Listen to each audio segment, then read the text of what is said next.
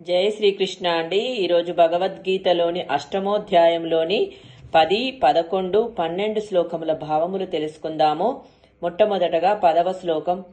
ప్రయాణ కాలే మనసాచలేన భక్త్యా యుక్తో యోగ బలేన చైవ భ్రువోర్మధ్యే ప్రాణమావేశ్య సమ్యక్ సతం పరం పురుషం పైతి దివ్యం.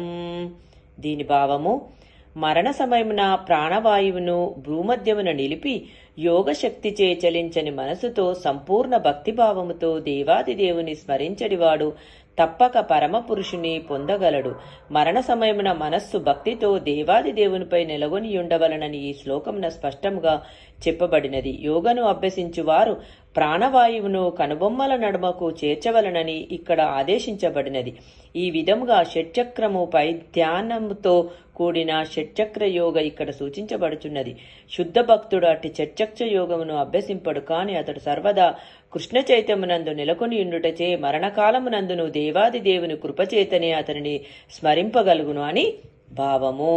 11వ శ్లోకం. యదక్షరం వేద విదో వదంతి విశంతి యద్యతయో వీతరాగాః యదిచ్ఛంతో బ్రహ్మచర్యం శరంతి తత్తే పదం సంగ్రహేణ ప్రవక్ష్యే.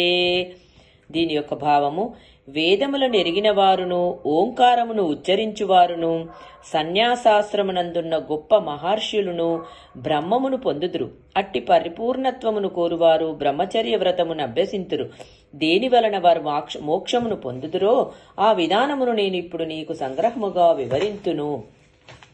శ్రీకృష్ణ భగవానుడు అర్జునునకు ప్రాణవాయువును కనుబొమ్మల నడుమ నిలుపుచు షట్చక్ర యోగాభ్యాసమును ఉపదేశించియుండెను. అర్జునునకు ఆ షట్చక్ర యోగను ఎట్లు అభ్యసింపవలనో తెలియదని భావించి రాబో శ్లోకములందు భగవానుడు ఈ విధానమును వివరింపనున్నాడు.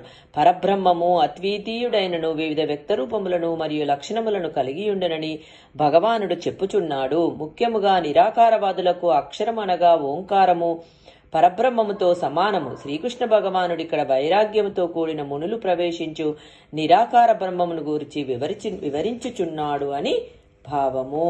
12వ శ్లోకం. సర్వద్వారాణి సంయమ్య మనోహృది నిరుద్య చ మూర్ధ్యాధ్యాత్మనః ప్రాణమాస్థితో యోగధారణాం. దీని యొక్క భావము: సర్వేంద్రియ కర్మల నుండి విడివడియుండుటయే యోగస్థితి. సర్వేంద్రియ ద్వారములను మూసివేసి మనస్సును హృదయమునందును ప్రాణవాయువును శీర్షాగ్రహమునందును నిలిపి మానవుడు యోగం నందు ప్రతిష్ఠితుడగును. యోగాభ్యాసమునకు మానవుడు మొట్టమొదట భోగేంద్రియ ద్వారములనన్నింటినీ మూసివేయవలనని ఇక్కడ సూచింపబడుచున్నది. ఇట్టి అభ్యాసమునకే ప్రత్యాహారమని, ఇంద్రియార్థముల నుండి ఇంద్రియములను మరలించుట అని పేరు. జ్ఞానేంద్రియములైన నేత్రములు, కర్ణములు, నాసిక, జిహ్వ, స్పర్శ అను వానిని సంపూర్ణముగా నిగ్రహించి వానిని ఇంద్రియ తృప్తి అందు నిమగ్నములు కాకుండా చేయవలెను. ఈ విధముగా మనస్సు హృదయమునందు గల పరమాత్మ నెలకొని ప్రాణవాయువు శీర్షాగ్రహమునకు ఉద్ధరింపబడును. ఈ పద్ధతి షష్టాధ్యాయమునందు స్పష్టముగా వివరింపబడినది. కాని ఇదివరకే తెలుపబడినట్లు ఈ యోగాభ్యాసము ప్రస్తుత యుగమునకు ఆచరణీయము కాదు. కలియుగమునకు కృష్ణ చైతన్యమే ఏకైక ఉత్తమ మార్గము అని భావము. ఓం జై శ్రీకృష్ణ అండి. రేపటి వీడియోలో మళ్ళీ కలుసుకుందాం.